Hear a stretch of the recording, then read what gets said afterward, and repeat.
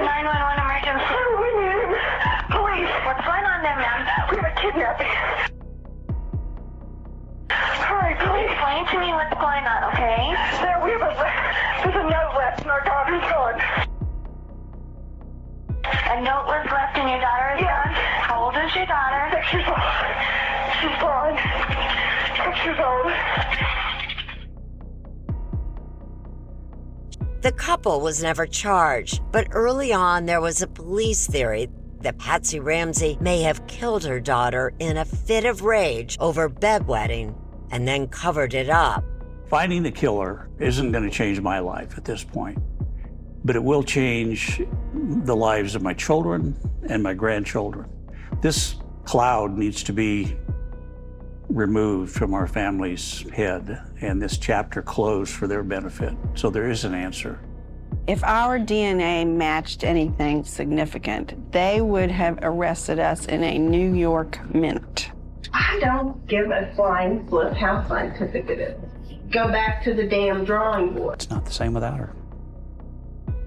Why is it so hard for people to understand that we love this child with everything in our being?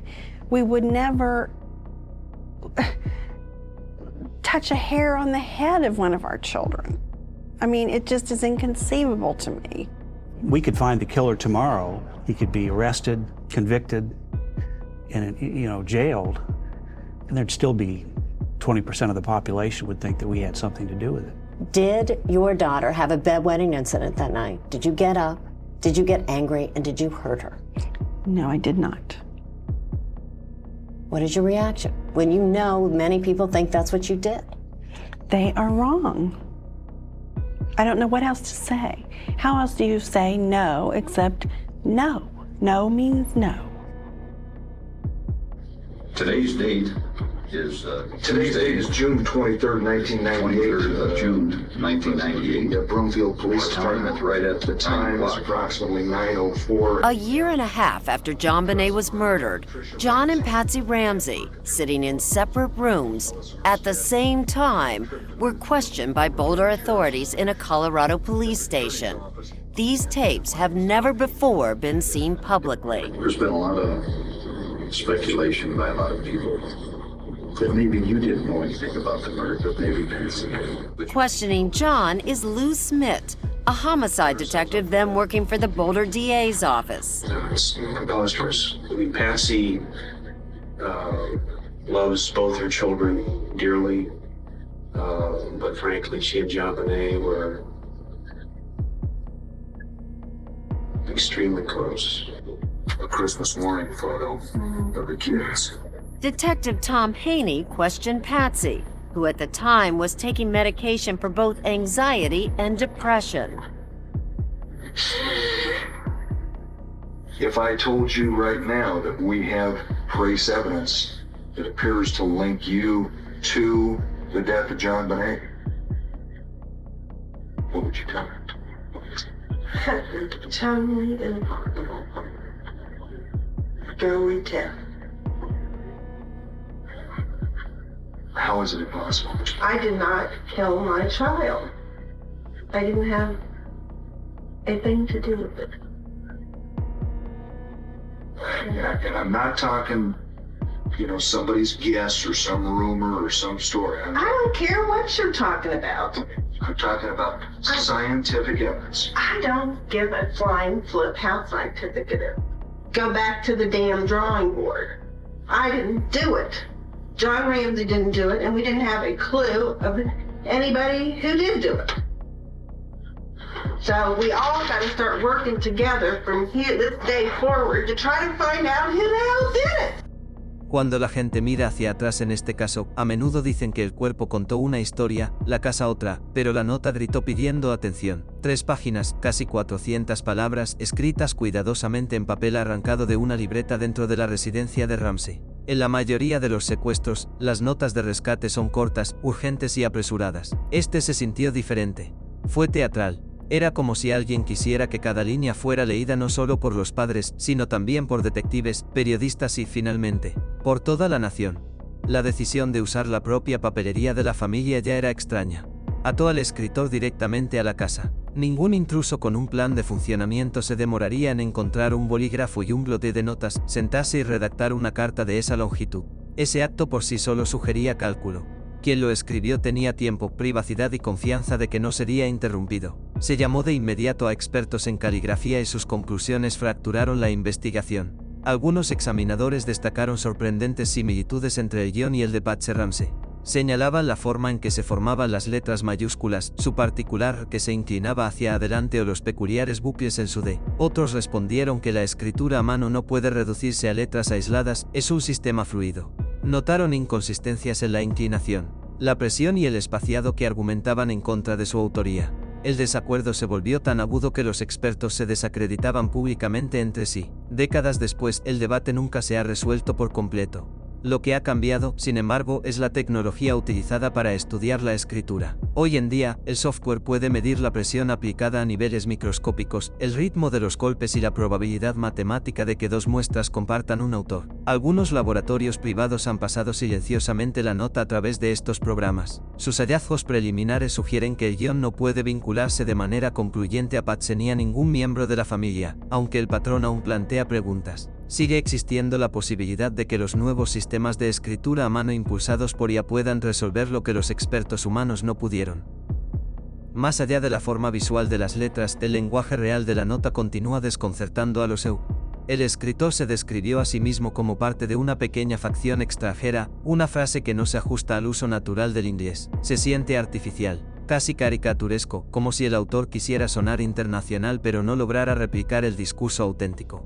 Luego están los ecos de películas populares. Si quieres que vea 1997 y no intentes que te crezca un cerebro, refleja las líneas de películas como Harry el Sucio y Spee. Para los investigadores, esto planteó una posibilidad escalofriante, que la nota nunca tuvo la intención de ser una demanda real de dinero. Era arte escénico, un collaje de frases extraídas de la cultura pop para disfrazar la verdadera intención del escritor. El monto del rescate era igual de sospechoso. $118.000 es una cifra extrañamente específica. No medio millón, ni un cuarto de millón, sino la cantidad exacta del bono anual de John Ramsey ese año. Ese detalle hizo que los investigadores se inclinaran mucho hacia un trabajo interno. ¿Quién más conocería un número tan privado? ¿Estaba el escritor tratando de incriminarlo, o era una fuga inconsciente de conocimiento que solo poseía la casa? Cada oración de la nota ha sido desmenuzada bajo la OD forense. Los expertos estudiaron la longitud de las oraciones, el nivel de vocabulario y la puntuación. Algunos creen que la nota refleja la educación de un hablante nativo de inglés con educación universitaria, posiblemente alguien de 30 o 40 años, dadas las referencias culturales. Otros piensan que la redacción incómoda sugiere un disfraz deliberado de un autor que intenta fingir errores para parecer menos educado. Otros proponen dos escritores, o al menos un borrador pulido en las últimas 3 páginas. Luego está el tono emocional. Las notas de rescate reales generalmente llevan un mensaje claro: tenemos a su hijo, pagamos el dinero, seguimos las instrucciones. Aquí, el escritor se desvió hacia insultos personales, burlándose de John Ramsey, burlándose de sus logros profesionales e insinuando vigilancia. Respetamos su negocio, pero no el país al que sirve. Esas líneas sonaban menos como un secuestrador y más como alguien que escenifica un motivo político. La explicación excesiva insinuaba no urgencia sino teatro a alguien desesperado por engañar. Físicamente, la nota también es rica en pistas. El papel provenía de una libreta en la cocina de Ramsey. Los bordes rasgados sugieren que se usaron varias hojas antes del borrador final. Los investigadores encontraron que las notas de práctica abandonaron los intentos de formar el mensaje. Eso significaba que el escritor estaba sentado cómodamente dentro de la casa, reescribiendo hasta que estaba satisfecho. Este no es un comportamiento consistente con un ladrón que improvisa bajo presión. El bolígrafo utilizado también era del hogar. Tenía rastros de tinta consistentes con el color y el flujo de la letra. Los científicos forenses a fines de la década de 1990 tenían herramientas limitadas para determinar la edad de la tinta. Hoy en día, existen técnicas que pueden identificar la composición química, la fecha de fabricación e incluso el número de lote del que se originó la tinta. Si se vuelve a probar ahora, el bolígrafo podría revelar nueva información, incluidos residuos microscópicos que podrían contener células de la piel o partículas de sudor invisibles para los primeros examinadores. Otra vía poco explorada es la posibilidad de tocar el ADN en la propia nota. En la década de 1990, esta tecnología no estaba disponible. Frotar los márgenes, el reverso de las páginas o incluso las fibras adhesivas de la almohadilla podría producir trazas de material biológico.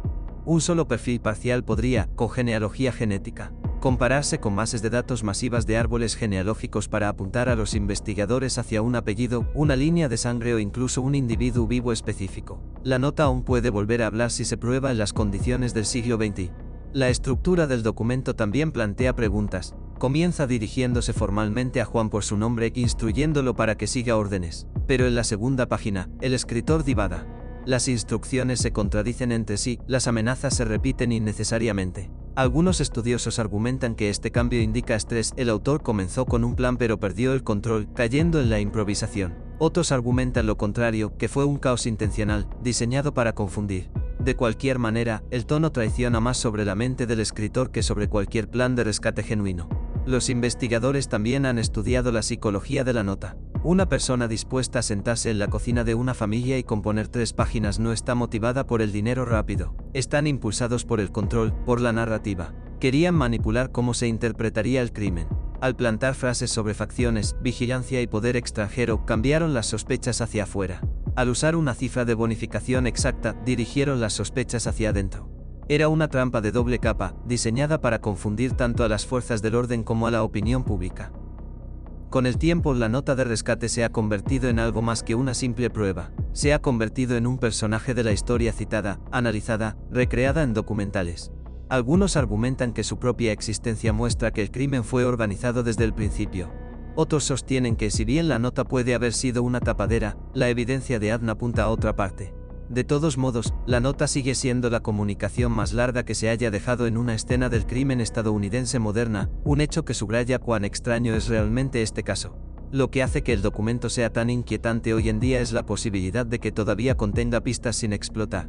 Pequeñas firmas químicas, hendiduras pasadas por alto, rastros biológicos invisibles, todo puede estar aún escondido en sus fibras. A medida que avanza la tecnología, lo que alguna vez se descartó como evidencia muerta podría transformarse en la clave que abra el caso de par en par, y eso nos lleva directamente a la siguiente capa de pruebas, el material genético que los investigadores recuperaron, una firma microscópica que exoneró a la familia y mantuvo vivo el misterio.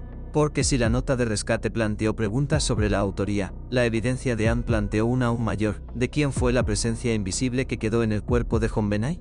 Cuando las páginas de la nota de rescate finalmente fueron selladas en bolsas de evidencia, los investigadores dirigieron al otro testigo silencioso en la casa los rastros biológicos que la ciencia prometió que algún día hablarían. A diferencia de la carta manuscrita, que podía ser discutida e interpretada desde todos los ángulos, el ADN parecía inmutable. Era química, no opinión. Pero lo que al principio se consideró el boleto dorado a la verdad pronto se convirtió en otro rompecabezas, abriendo tantas puertas como cerradas. Cuando las páginas de la nota de rescate finalmente fueron selladas en bolsas de evidencia, los investigadores dirigieron al otro testigo silencioso en la casa los rastros biológicos que la ciencia prometió que algún día hablarían. A diferencia de la carta manuscrita, que podía ser discutida e interpretada desde todos los ángulos, el ADN parecía inmutable. Era química, no opinión. Pero lo que al principio se consideró el boleto dorado a la verdad pronto se convirtió en otro rompecabezas, abriendo tantas puertas como cerradas. En los primeros días, los técnicos trabajaban con lo que tenían, raspados de uñas, hisopos de tela y muestras de cabello. Debajo de las uñas de JonBenét, los científicos encontraron pequeños fragmentos de material genético masculino. Otro rastro apareció en su ropa interior. Estos descubrimientos electrificaron el caso. Los detectives creían que tenían la firma del asesino, un perfil que podría coincidir si apareciera el sospechoso adecuado. El sistema de índice de ADN combinado del FBI CODIS todavía estaba en sus primeros años. Pero incluso entonces, un perfil extranjero que no pertenecía a la familia ni a nadie en el hogar significaba una cosa: un extraño había estado presente. Las fuerzas del orden comenzaron a recolectar muestras de vecinos, conocidos y delincuentes conocidos en Colorado. Más de 200 personas finalmente compararon su ADN. Ninguno coincidió. Esta falta de identificación de un sospechoso no debilitó el valor de la evidencia. En cambio, endureció la división entre dos campos. Los oficiales de policía que se inclinaron por una explicación familiar vieron los resultados como no concluyentes, posiblemente el subproducto de la contaminación. Los fiscales dispuestos a considerar una teoría del intruso se aferraron a los datos como prueba de que alguien más había entrado en la casa. La ciencia, en lugar de resolver el argumento, lo había profundizado. Una década después, la tecnología dio un salto adelante. Para 2008 los laboratorios podían analizar el ADN táctil de las diminutas células de la piel que quedan cuando alguien manipula telas. Las autoridades de Colorado ordenaron un nuevo examen de la evidencia. Los técnicos aplicaron estos nuevos métodos a la ropa de JonBenét, amplificando las señales genéticas que las pruebas anteriores habían pasado por alto. Los resultados sacudieron el caso hasta la médula. El perfil de ADN que apareció no coincidía ni con John, ni con Patsy, ni con Burke. Toda la familia inmediata fue descartada oficialmente como contribuyentes. La fiscal de distrito Mary Laco fue más allá, emitió una carta pública exonerando a los Ramsey. A los ojos de su oficina, fueron aclarados por la ciencia. Por primera vez en 12 años, la familia tuvo una declaración oficial proclamando su inocencia. Para muchos estadounidenses, sin embargo, el anuncio aterrizó como un trueno. Si la familia no lo hizo, ¿quién lo hizo? ¿Y por qué no había aparecido ninguna coincidencia en ninguna base de datos? No todos aceptaron los resultados sin escepticismo. Los científicos forenses saben que las prendas, especialmente la ropa para niños, pueden llevar rastros genéticos de fabricación y empaque. Las células de un solo trabajador de fábrica pueden viajar a lo largo de fibras. Sobrevivir a las lavadoras, incluso años en un armario. Los críticos argumentaron que el perfil masculino desconocido podría haber sido depositado mucho antes de la noche del crimen.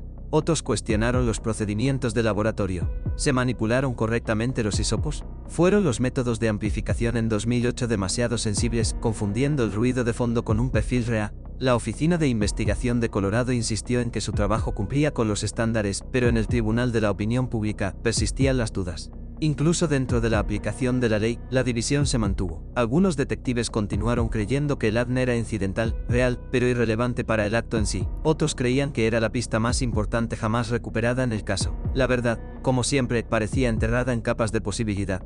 La historia no terminó en 2008. La tecnología siguió avanzando. En la década de 2020, la secuenciación del genoma completo se convirtió en una rutina en los principales laboratorios. En lugar de leer unos pocos marcadores, los científicos podrían mapear casi todo el código genético, incluso desde el fragmento más pequeño. Eso significaba más precisión, coincidencias más sólidas y la capacidad de verificar con vastas bases de datos genealógicas. Los investigadores comenzaron a usar este método en otros casos sin resolver con un éxito espectacular. Los crímenes de décadas de en California, Oregón y más allá se resolvieron cuando se cargó ADN parcial en sitios web de genealogía, rastreando parientes lejanos que finalmente condujeron al perpetrador. Esta nueva era de genealogía forense ofreció lo que le había faltado al caso Ramsey durante décadas, un camino a seguir. Sin embargo, a partir de 2025, la policía de Boulder no ha confirmado públicamente si la evidencia de ADN de JonBenét ha sido completamente secuenciada o cargada. La presión ha aumentado tanto por parte de la familia como del público. El propio John Ramsey ha instado repetidamente a las autoridades a entregar el material a expertos privados que podrían ejecutar los perfiles a través de sistemas genealógicos modernos.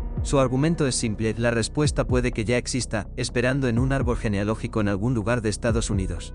Incluso con la nueva tecnología, queda un debate central: ¿fue el ADN del asesino o fue un contacto incidental? Si realmente provino de un trabajador de una fábrica o de una contaminación casual, entonces las búsquedas genealógicas podrían enviar a los investigadores a perseguir fantasmas. Pero si vino de la persona que dejó a JonBenét en el sótano, entonces representa el vínculo más directo con la verdad. El análisis de la nota de rescate apuntó a alguien deliberado, posiblemente ensayado. El ADN cuenta una historia diferente, desordenada, no intencionada, un rastro dejado sin planificación. La intersección de esos dos elementos, la escritura deliberada, la presencia genética accidental, ha alimentado una especulación interminable. ¿Fue la nota una portada de un miembro de la familia mientras un extraño dejó ADN durante el acto? ¿O fue el ADN en sí mismo simplemente una pista falsa, un ruido del fondo de la vida moderna? Los especialistas forenses argumentan ambos lados. Los partidarios de la teoría del intruso destacan la imposibilidad de contaminación de fábrica en múltiples sitios debajo de las uñas, en la ropa interior, en muestras conservadas durante mucho tiempo. Los escépticos responden que la cantidad de material era demasiado mínima para ser concluyente, señalando que tales rastros pueden transferirse de manera invisible a través de la ropa, la manipulación o los objetos compartidos. Si el perfil se cargara hoy en bases de datos como Gematch Family Tree, podría generar parientes familiares que compartan suficiente ADN para colocar al hombre desconocido dentro de una rama de un árbol genealógico. Luego los investigadores podrían construir conexiones hacia atrás y mapear hasta que surgiera un sospechoso. Este método ya ha resuelto casos más antiguos que el de JonBenét. Los obstáculos potenciales, sin embargo, son significativos. Las leyes de privacidad en Colorado restringen la divulgación de datos genéticos confidenciales. Las fuerzas del orden deben equilibrar la necesidad de investigación con las libertades civiles. Algunas agencias siguen dudando por temor a demandas o reacciones políticas. Mientras tanto, las familias de las víctimas argumentan que se deben implementar todas las herramientas posibles. Si la policía de Boulder da ese paso, las consecuencias podrían ser inmediatas. Una coincidencia viable podría poner la investigación en estado activo en cuestión de semanas. Por primera vez en casi 3 décadas, la comunidad podría ver un nombre en lugar de una sombra. Pero si la búsqueda resulta vacía, podría reforzar la teoría de la contaminación, sugiriendo que el hombre desconocido nunca puso un pie en la casa de Ramsey. El ADN siempre ha tenido un aura de certeza. En los dramas televisivos, un solo cabello conduce directamente al culpable. En la vida real, rara vez es tan simple. El caso Ramsey es un testimonio tanto del poder como de las limitaciones de la ciencia. La presencia de material genético masculino dio esperanza a los investigadores, pero también los atrapó en años de debate, incapaces de avanzar sin consenso. Ahora, con la secuenciación del genoma completo y el mapeo genealógico, ese mismo fragmento podría cerrar el libro o dejarlo abierto para siempre. Cada avance aumenta las apuestas. Cada año que pasa aumenta el riesgo de que el perfil, si es genuino, pertenezca a alguien que ya no esté vivo, lo que complica el enjuiciamiento. Sin embargo, incluso una identificación póstuma le daría al cierre un nombre. Una historia para reemplazar el vacío sin fin. La nota de rescate trató de dirigir las sospechas hacia afuera, mientras que la evidencia de Ad literalmente apuntaba hacia afuera a alguien más allá de la familia. Ambas pruebas, cuando se toman juntas, sugieren un autor que quería manipular la narrativa y un rastro de alguien físicamente presente. Si esos dos se alinean en la misma persona sigue siendo la pregunta candente. Y eso nos lleva a la encrucijada donde se encuentra el caso hoy, dos artefactos. Uno escrito, otro biológico, ambos capaces de conducir a la verdad. Uno compuesto deliberadamente en tinta, del otro dejado involuntariamente en celdas. Entre ellos se encuentra la posibilidad de resolver el caso sin resolver más inquietante de Estados Unidos. El perfil de Anne puede haber sido invisible a simple vista, pero esparcidos por el sótano y el cuerpo había artefactos físicos, objetos, impresiones y marcas que los investigadores creían que mantendrían la verdad en forma sólida. Estos elementos, a diferencia de la nota de rescate o los rastros genéticos, eran tangibles. Podían ser pesados, fotografiados y embolsados. Sin embargo, con el tiempo cada uno resultó más complicado de lo esperado, lo que planteó nuevas preguntas sobre la intención, la puesta en escena y la autenticidad. Entre los descubrimientos más inquietantes se encontraba un instrumento rudimentario hecho de un mango de pincel roto y un trozo de cuerda. Este dispositivo de apriete improvisado se enrolló alrededor del cuello de JonBenet. La inclusión de un palo de madera como palanca giratoria transformó un cordón ordinario en algo con ventaja mecánica, capaz de infligir una compresión fatal con una fuerza mínima. Los investigadores debatieron si esta construcción sugería planificación o improvisación. Algunos expertos argumentaron que revelaba a un delincuente calculado, alguien familiarizado con los métodos de restricción y control. Otros respondieron que el dispositivo parecía amateur, como si hubiera sido improvisado apresuradamente para simular sofisticación. El hecho de que el palo se originara en los propios materiales de arte de Patsy Ramsey, sacados de un pincel en su kit, vinculó el objeto a la casa. Esto llevó a la especulación de que todo el dispositivo fue escenificado. Un accesorio teatral destinado a redirigir las sospechas. El examen forense moderno podría impulsar este debate aún más. La microscopía podría revelar si la rotura en el pincel ocurrió bajo presión consistente con una fuerza repentina o un chasquido deliberado. Los residuos incrustados en la madera podrían indicar quién la manipuló y cuándo. El análisis químico avanzado podría incluso identificar trazas de pinturas o barnices exclusivos de la casa de Ramsey, distinguiendo entre el desgaste preexistente y la rotura reciente de esa noche. Se recuperó una tira de cinta adhesiva de la boca de JonBenet. Para los investigadores, esto sugirió un intento de silenciarla o contenerla. Sin embargo, la cinta tenía sus propios misterios. Las fibras adheridas al adhesivo incluían hebras consistentes con el hogar de los Ramsey. Pero nada concluyente ataba el material a un extraño. Según los informes, se encontraron huellas dactilares latentes en la cinta, pero resultaron demasiado manchadas para su identificación. El manejo inconsistente por parte de los socorristas enturbió aún más la evidencia. Algunos relatos sugieren que la cinta fue retirada apresuradamente por un miembro de la familia antes de ser fotografiada, lo que plantea dudas sobre la preservación. Hoy en día, los forenses adhesivos podrían volver a visitar la muestra con herramientas que no estaban disponibles en 1996. La espectroscopia Raman y la cromatografía de gases podrían mapear la huella química del adhesivo de la cinta, identificando al fabricante e incluso al lote. Eso podría conectarlo potencialmente con los rollos vendidos en regiones específicas en momentos específicos. Del mismo modo, la extracción de Anne de la superficie adhesiva podría aislar las células que quedaron cuando se rasgó o aplicó la tira.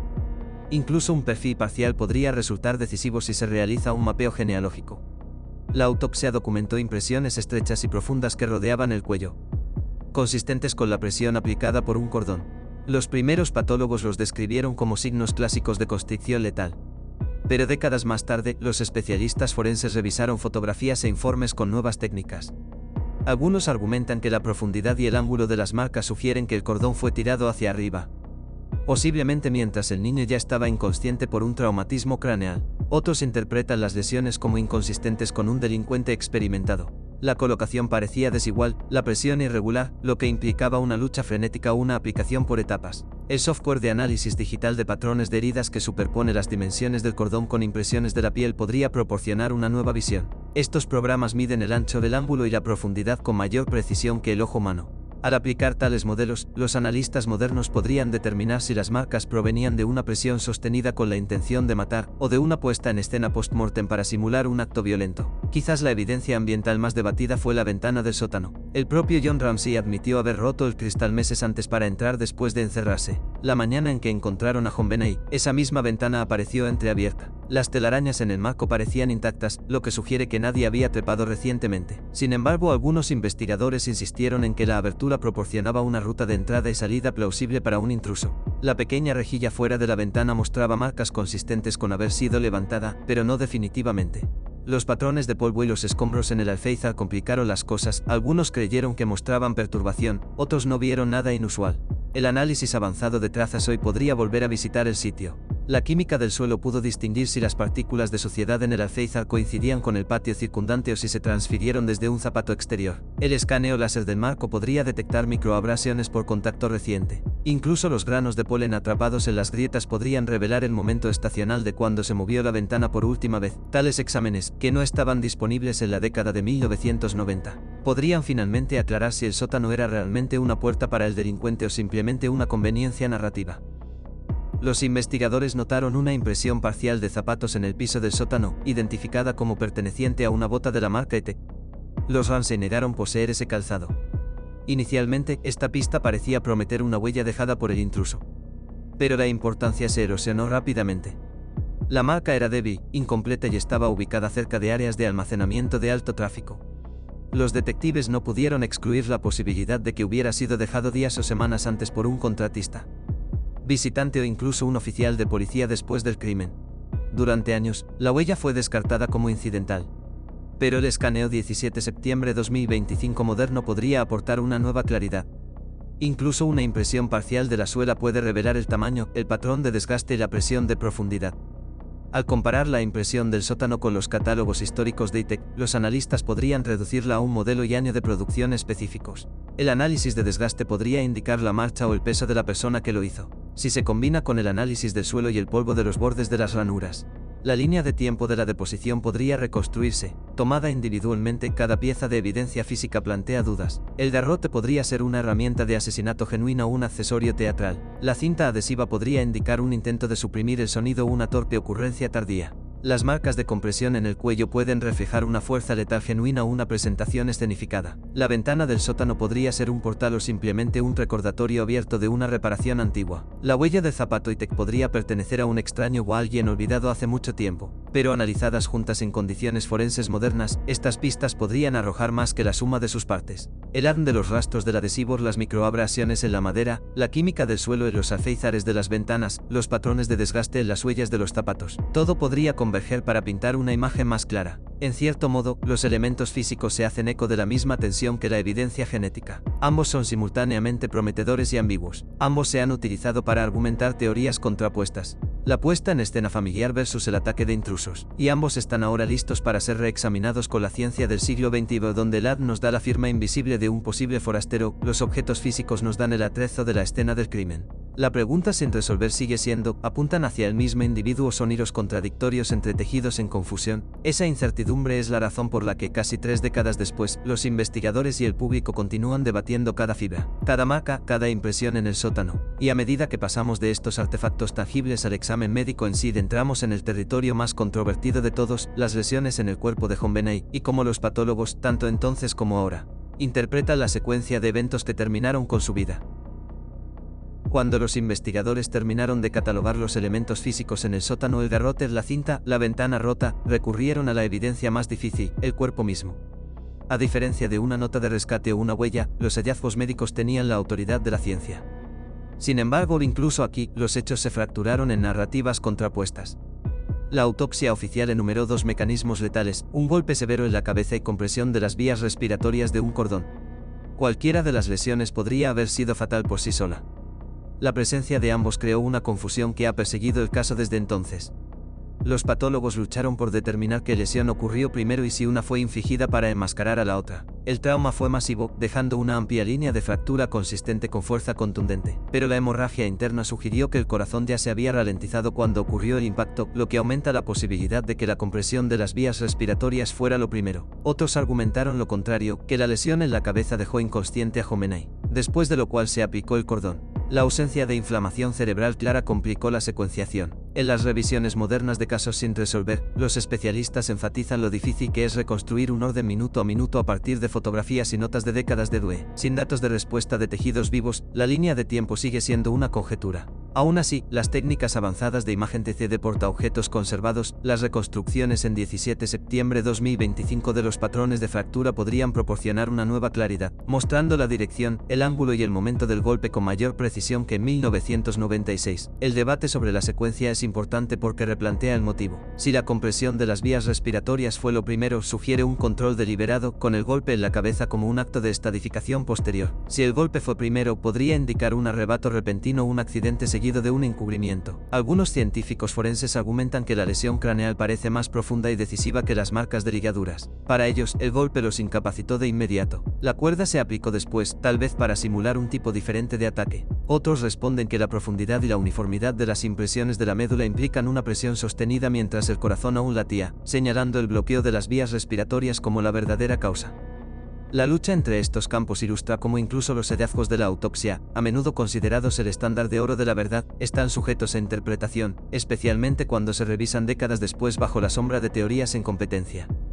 Más allá de las lesiones en sí, los investigadores notaron signos de que la escena pudo haber sido manipulada. La presencia de limpieza en el área íntima sugirió que alguien intentó limpiar o disfrazar la evidencia, combinado con la construcción inusual del dispositivo de cable y la nota de rescate sobrescrita. Esto llevó a algunos detectives a argumentar que todo el crimen había sido escenificado para que pareciera un secuestro que salió mal. Los patólogos que revisan los detalles de la limpieza enfatizan que la elección de alterar o eliminar los rastros biológicos es en sí misma una pista de comportamiento. Implica conocimiento del riesgo forense, un intento de obstruir la detección. Este tipo de ocultación apunta a alguien familiarizado con los procedimientos de aplicación de la ley o al menos a alguien que vio suficientes medios de comunicación criminales como para temer dejar material incriminatorio. El análisis moderno de hisopos podría volver a visitar estas áreas limpias.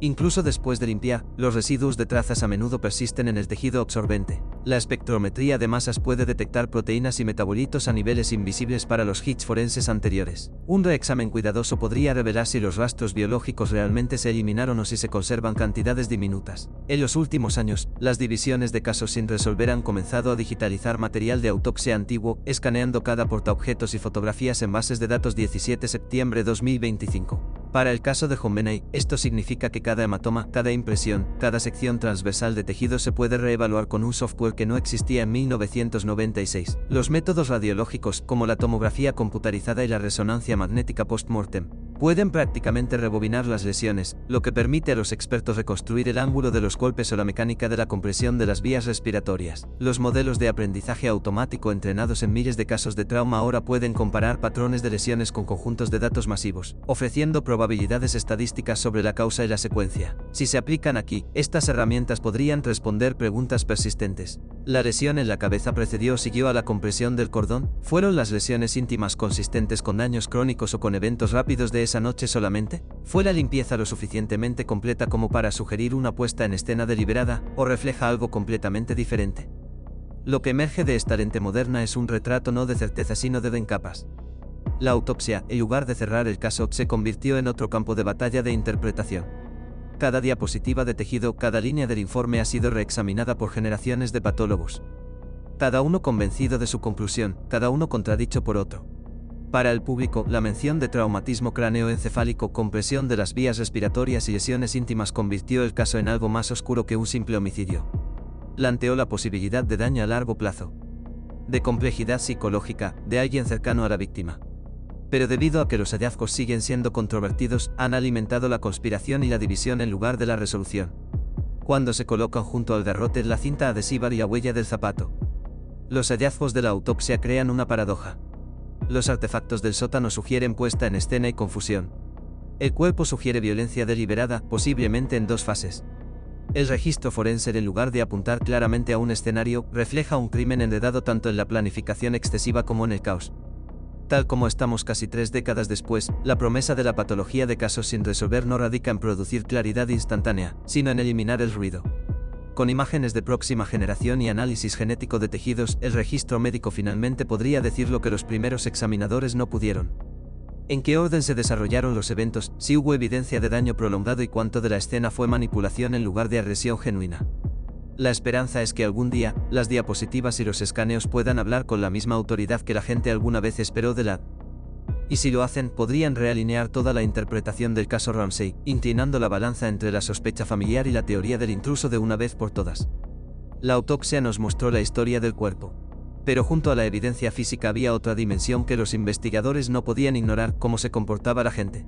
Palabras pronunciadas en pánico, llamadas telefónicas hechas bajo estrés, recuerdos de sonidos y luces de los vecinos. Estos detalles forman su propio tipo de rastro forense. Y al igual que el ADN, la nota de rescate del registro de comportamiento ha sido impugnado, reinterpretado y convertido en arma durante casi 3 décadas. Cuando Patsy Ramsey marcó 911 a las 5:52 am del 26 de diciembre, los despachadores esperaban a un padre frenético desesperado por ayuda. La llamada duró menos de 1 minuto, pero ha sido diseccionada sin cesar. Los críticos afirmaron que su tono oscilaba extrañamente entre la histeria y el control, con momentos de súplica exagerada. Los partidarios respondieron que la conmoción se manifiesta de manera impredecible y que cualquier intento de mapear el dolor normal es defectuoso.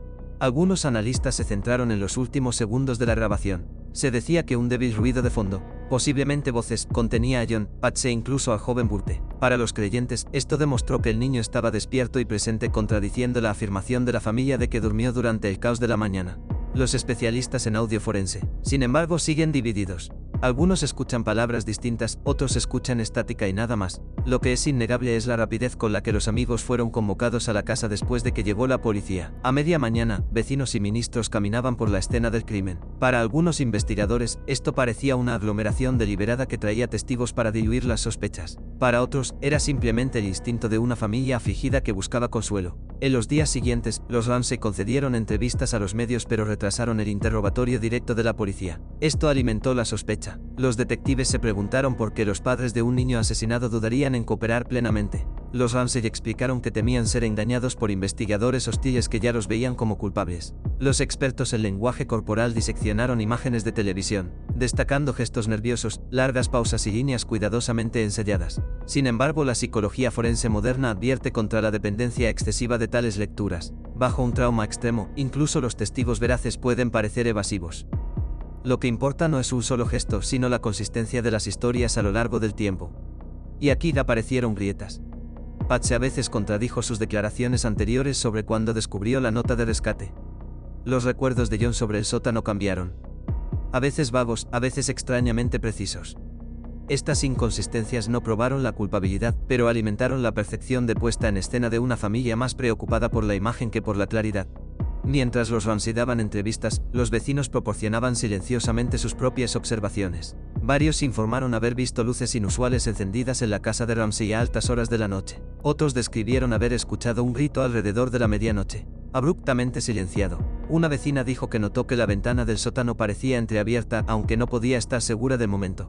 Individualmente, tales informes pueden significar poco. Colectivamente pintaron una imagen de disturbios en un vecindario donde las noches eran típicamente tranquilas. El informe del grito en particular se ha convertido en un detalle inquietante. Si es preciso, sugiere un momento de violencia antes del amanecer que entra en conflicto con el relato de los Ramsey de una noche tranquila hasta la mañana. Sin embargo, la memoria es frágil. La psicología cognitiva muestra que los recuerdos, especialmente cuando se repiten a los medios, pueden cambiar con el tiempo. Lo que un vecino juró años después puede diferir de lo que se dijo en las primeras 48 horas.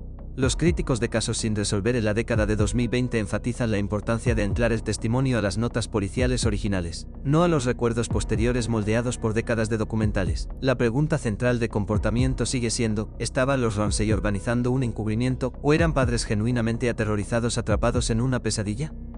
Los partidarios de la teoría de la puesta en escena señalan la combinación de factores: la nota de rescate sobrescrita, la reunión de amigos, las inconsistencias en las entrevistas, la vacilación para cooperar. Cada uno de estos, argumentan, refleja una gestión de imagen calculada. Los defensores de la familia argumentan lo contrario, que el trauma lo explica todo. Una madre en estado de shock podría llamar a sus amigos instintivamente. Un padre bajo presión puede recordar mal los detalles. Las apariciones pulidas en los medios podrían ser el resultado de abogados que aconsejan a los clientes que se protejan en un sistema adversarial.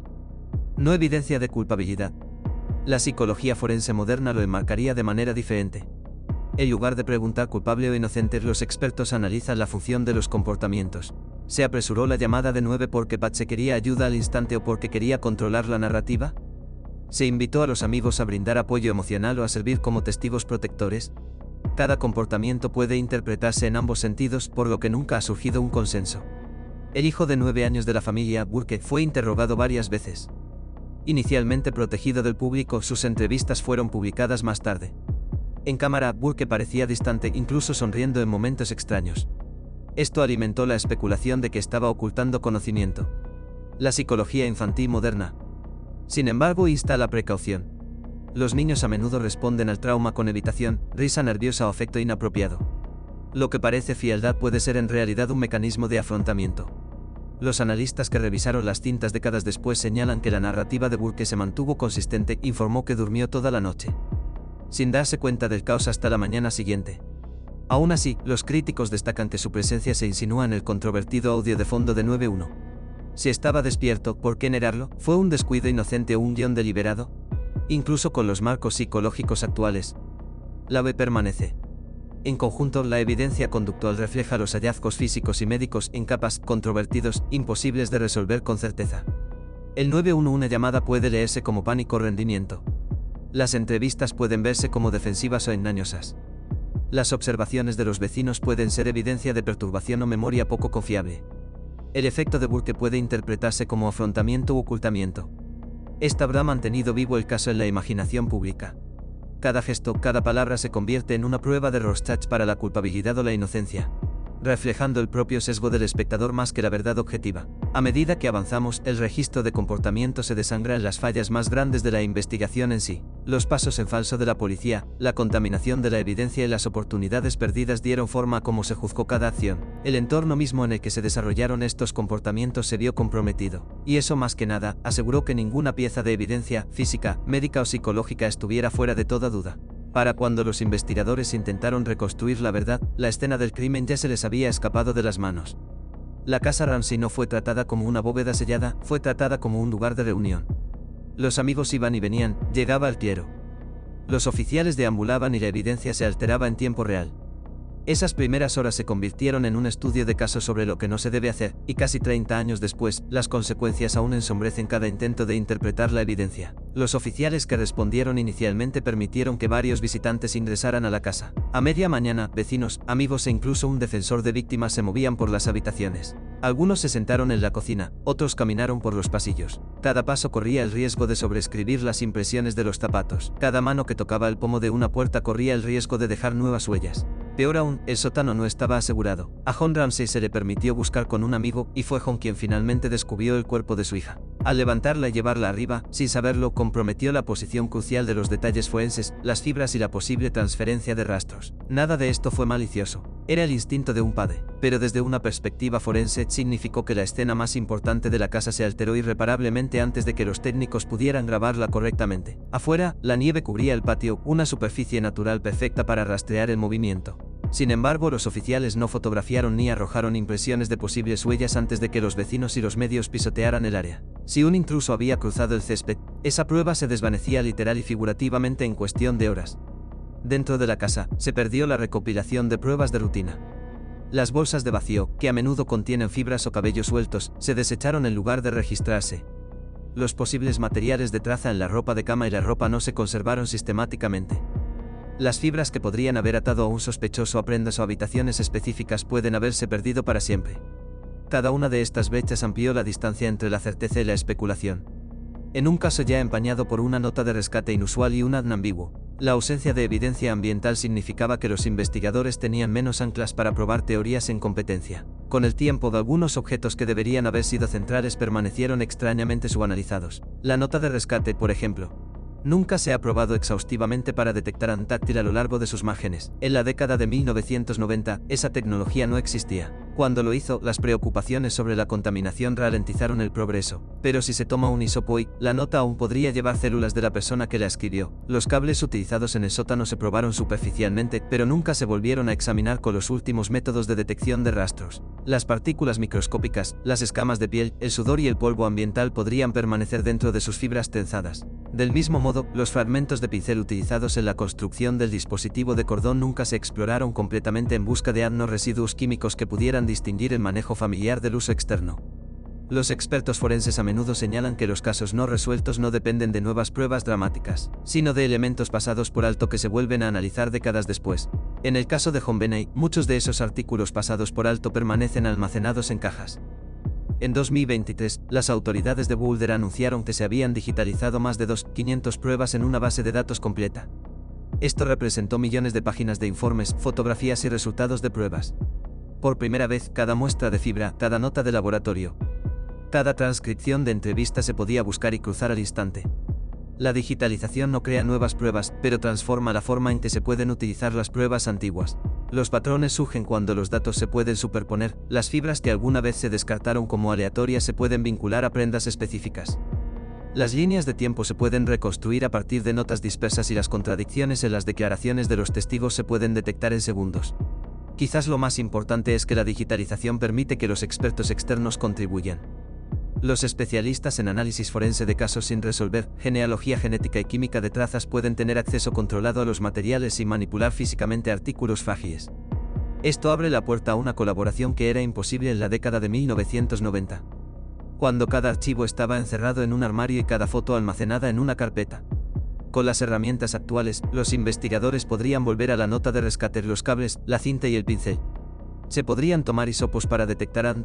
Las capas adhesivas podrían analizarse en busca de residuos microscópicos. La espectrometría avanzada podría identificar marcadores químicos que vinculan materiales a un fabricante o región específicos. Las partículas de tierra del marco de la ventana del sótano se compararon con el terreno circundante para probar si alguien realmente entró de esa manera. Incluso con la evidencia comprometida de las huellas perdidas en la nieve, las bolsas de vacío desechadas aún se pueden recuperar parcialmente a través de medios secundarios. Por ejemplo, las primeras fotografías pueden contener impresiones pasadas por alto que ahora son visibles con la mejora digital. Las fibras de trazas que migraron a los uniformes de la policía o a la ropa de los visitantes aún podrían existir en los materiales archivados si se conservaran esas prendas. La tragedia de la investigación de Ramsey no es solo lo que se hizo, sino lo que se dejó de hacer. Cada huella perdida, cada fibra no probada, cada bolsa de aspiradora desechada era una oportunidad para reducir el campo de sospechosos. En cambio, cada omisión dio oxígeno a las teorías en competencia. ¿Fue un intruso? ¿Fue organizado por alguien adentro? El registro físico que podría haber silenciado a un lado u otro nunca fue capturado adecuadamente.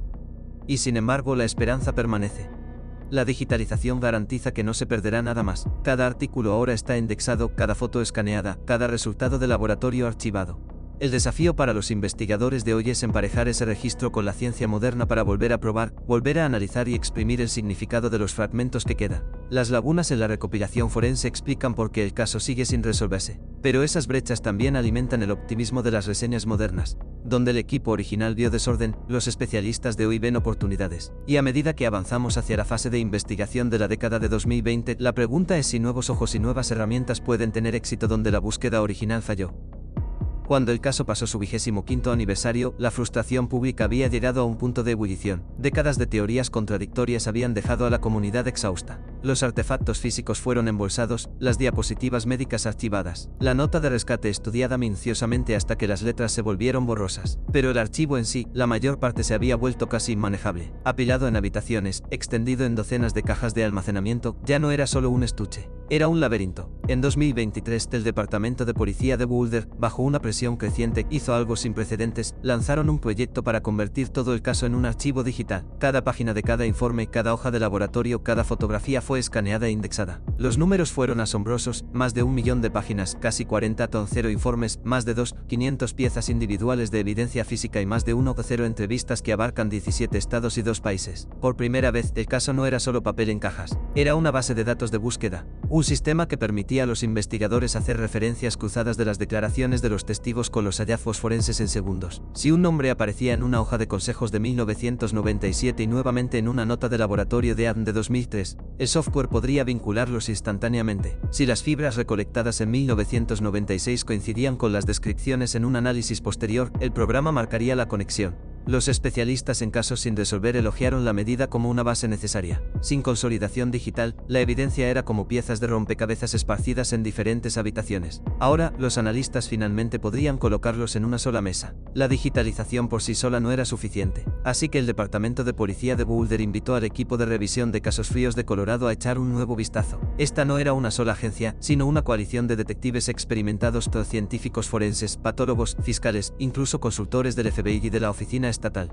Su mandato era simplemente revisar todo con ojos modernos, libres del bagaje de la década de 1990. El equipo se dividió en grupos de trabajo. Algunos revisaron los archivos de Anne, considerando si se había intentado adecuadamente la secuenciación del genoma completo o la coincidencia genealógica. Otros revisaron las fotos de la escena del crimen, aplicando análisis de imágenes actualizados para examinar patrones de polvo, fibras y formas de manchas de sangre. Los expertos en comportamiento reconstruyeron la línea de tiempo nuevamente utilizando un nuevo software para probar los relatos de los testigos con hechos conocidos. Quizás lo más importante es que el equipo de revisión operó fuera de las rivalidades políticas que habían paralizado la investigación original. A fines de la década de 1990, la policía de Boulder y la oficina del fiscal de distrito se enfrentaron abiertamente por teorías. Esta vez, la revisión fue multidisciplinaria por diseño y todos en la sala tenían la misma posición.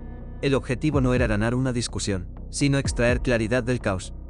En enero de 2025 del padre de JonBenét, John Ramsey, se sentó con el nuevo jefe de policía de Boulder, Stephen Reciar. No era su primera reunión con la policía, pero según el relato de John, se sentía diferente. Durante años, había suplicado a las autoridades que adoptaran la genealogía forense, la técnica que había desenmascarado a los asesinos en docenas de otros casos sin resolver. Ahora, con un cambio en el liderazgo, sintió apertura. John trajo consigo consultores privados, expertos en genealogía genética que habían resuelto casos de décadas en todo el país. Le presentaron al jefe como fragmentos diminutos o células de la piel, rastros de sudor, residuos invisibles habían sido suficientes en otras jurisdicciones para reconstruir árboles genealógicos enteros. Su mensaje fue contundente: la tecnología existe, la pregunta es si Boulder la usará. Para John, lo que estaba en juego era personal y urgente. Había vivido casi 30 años cargando sospechas, soportando el escrutinio, enterrando a una hija y una esposa. Ahora, a sus 80 años, quería una resolución antes de que fuera demasiado tarde. Su apelación no era solo por justicia, sino por un cierre, el fin del purgatorio que había definido la vida de su familia. Ninguna discusión sobre los esfuerzos modernos puede ignorar a Lou Smith, el veterano detective que renunció al caso en 1998 después de chocar con sus colegas por la teoría del intruso. Durante años, Smith defendió la idea de que los Ramsey eran inocentes y que el ADN masculino desconocido apuntaba a un delincuente externo. Creó presentaciones de diapositivas, documentó posibles puntos de entrada incluso después de su jubilación, continuó trabajando en el caso de forma independiente. Smith falleció en 2010, pero su trabajo no. Su hija, Cindy Marra, heredó cajas de sus notas y continuó presionando a las fuerzas del orden para que siguieran las pistas que creía que habían sido ignoradas.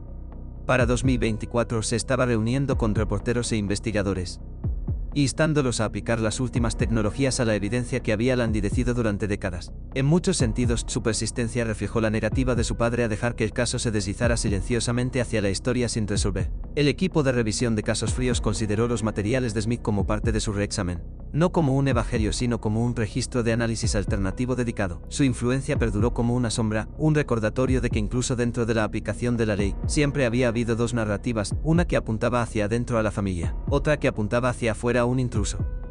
Si las agencias oficiales tardaron en actuar, el público no lo fue. A finales de 2024, Netflix estrenó Cold Case Chovillet JonBenét Ramsey, un documental de 3 partes dirigido por Joe Berlige. Presentó el caso no como una novela policíaca resuelta, sino como una herida abierta, destacando los pasos en falso, la evidencia pasada por alto y la promesa de nuevos métodos de Anne.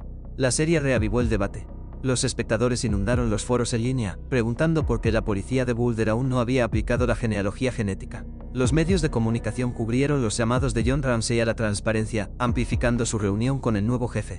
Las publicaciones en las redes sociales etiquetaron directamente a los funcionarios, instándolos a actuar. Para los investigadores, la presión de los medios puede ser tanto una carga como una herramienta. Por un lado, aumenta las expectativas y corre el riesgo de una reacción pública si no se avanza. Por otro lado, proporciona cobertura política cuando las comunidades exigen acción, las agencias tienen más influencia para asignar recursos. En el caso de Boulder, el centro de atención de Netflix coincidió con la digitalización de la evidencia y la revisión de casos sin resolver, creando un impulso que los funcionarios no podían ignorar fácilmente.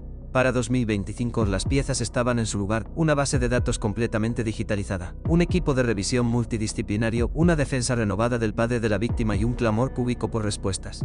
Sin embargo, siguen existiendo obstáculos. Las restricciones legales sobre la publicación de perfiles de ADN en bases de datos genealógicas podrían retrasar o descarrilar el proceso. Las cuestiones de contaminación y relevancia aún se ciernen sobre la evidencia genética. Y aunque la digitalización hace que las conexiones sean más fáciles de encontrar, no genera nuevos datos, simplemente reorganiza los antiguos. Aún así, por primera vez en décadas, el tono ha cambiado. En lugar de resignación, hay un optimismo cauteloso. Los investigadores de casos sin resolver señalan que muchos avances recientes no provinieron de revelaciones repentinas, sino de una persistencia obstinada combinada con nueva ciencia. El caso Ramsey ahora se ajusta a ese patrón. Se sientan las bases, lo que queda es la decisión de actuar. Cuando se ve junto con la evidencia de comportamiento discutida anteriormente, las 9 llamadas de uno, las entrevistas, las declaraciones de los vecinos. La revisión de casos sin resolver agrega una capa de estructura. Donde la memoria flaquea, las bases de datos perduran. Donde los recuerdos humanos divergen, las referencias cruzadas digitales pueden resaltar las consistencias. La combinación de psicología y ciencia de datos puede tener éxito donde cada una falló por separado.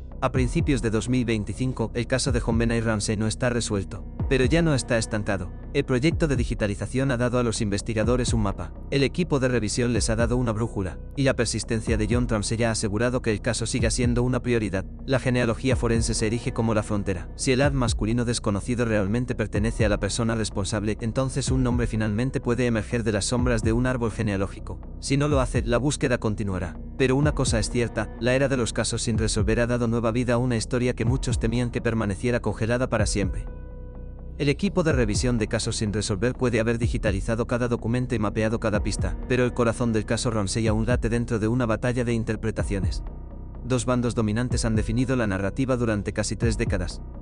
Los que ven el crimen como organizado por alguien dentro de la casa, y los convencidos de que un intruso se coló y se fue sin dejar rastro. Entre estos polos se encuentra una zona de sombra de teorías híbridas, mezclando elementos de ambas. Cada interpretación se fortalece con ciertas pruebas mientras lucha por explicar otras. Desde las primeras horas, los detectives se centraron en los propios Ramsey. La nota de rescate escrita dentro de la casa en su papelería se convirtió en el eje. Para muchos investigadores, era simplemente demasiado elaborado para ser genuino. 3 páginas. Llenas de frases cinematográficas y la demanda extrañamente específica de $118,000 parecía menos la prisa de un secuestrador y más como alguien escribiendo una distracción. La falta de entrada forzada reforzó la sospecha. Aunque una ventana del sótano estaba técnicamente entreabierta. Las telarañas sugerían que no había sido alterada recientemente.